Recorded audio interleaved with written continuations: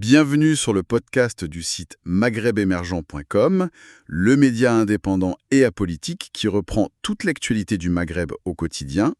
Aujourd'hui, on s'intéresse à une mobilisation, une manifestation de diplômés de l'enseignement supérieur. Ça s'est passé devant le ministère de l'Éducation nationale. Ils expriment, disons, un certain mécontentement. Et pour nous aider à y voir plus clair, à comprendre un peu les raisons, les enjeux derrière tout ça, nous avons une spécialiste avec nous aujourd'hui. Bonjour. Bonjour. Effectivement, c'est un sujet important qui mérite qu'on s'y attarde un peu. Alors, pour commencer, rappelons peut-être les faits. Ça s'est passé quand exactement et où? Alors, c'était un lundi, assez récemment, et le rassemblement a eu lieu juste devant le siège du ministère de l'Éducation nationale, du préscolaire et des sports. D'accord. Et qui était là? On parle de combien de personnes environ? Plusieurs dizaines de titulaires de diplômes supérieurs. Ce n'est pas anodin comme mobilisation. Et ils étaient là avec des slogans assez clairs sur leur mécontentement. Des slogans clairs. Et qu'est-ce qui provoque cette colère au juste? Quelles sont les causes profondes de ce mécontentement d'après vous? Au cœur du problème, il y a une critique assez vive de la manière dont le ministère gère leurs dossiers revendicatifs. C'est vraiment ça qui revient. La gestion du dossier, c'est-à-dire c'est trop lent, C'est ça, il y a un sentiment de retard, oui, clairement. Que les choses n'avancent pas assez vite, mais ce n'est pas tout. Ah bon? Quoi d'autre? Il y a aussi, et c'est peut-être encore plus important pour eux, le sentiment qu'il n'y a pas de véritable dialogue, pas d'échange constructif avec les autorités du ministère. D'accord, donc une combinaison de lenteur administrative et d'un manque de communication, si je comprends bien. Exactement. C'est cette impression de ne pas être écouté, couplée au délai qui semble vraiment exacerber la situation. Je vois.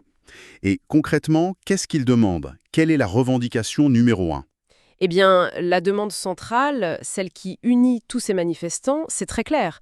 C'est leur intégration dans la fonction publique. L'intégration dans la fonction publique, d'accord? C'est une demande forte, en effet.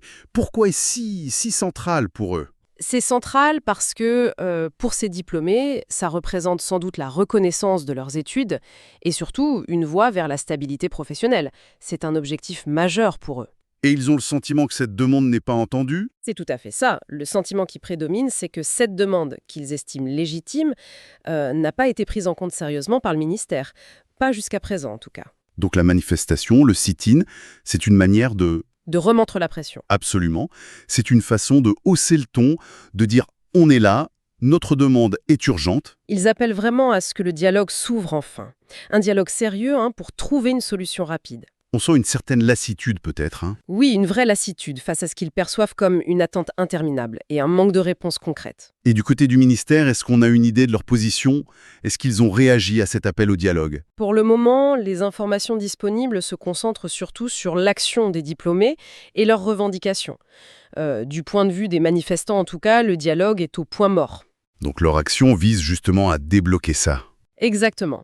Provoquer une réaction, obtenir cette ouverture de discussion qu'ils réclament avec insistance, l'absence de communication perçue ne fait que renforcer leur détermination en fait. Bon, si on devait résumer un peu la situation, on a donc ces diplômés supérieurs, mobilisés, qui dénoncent une gestion de dossiers qu'ils jugent insatisfaisante, des retards importants et surtout un dialogue inexistant avec le ministère. C'est bien ça. Et leur demande phare, c'est l'intégration à la fonction publique. Ils insistent pour que des discussions s'engagent rapidement. Voilà, c'est le cœur du problème et de leur mobilisation actuelle. Tout cela pose quand même une question plus large, non?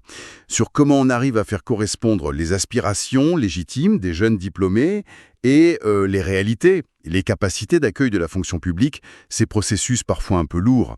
Effectivement, c'est une question de fond qui dépasse ce cas précis. Comment articuler formation, attentes et débouchés réels, notamment dans le secteur public? C'est un vrai défi. Une réflexion à poursuivre sans doute. Merci beaucoup pour ces éclaircissements. Merci à vous. Merci pour votre écoute et retrouvez plus d'actualités sur maghrebemergent.com.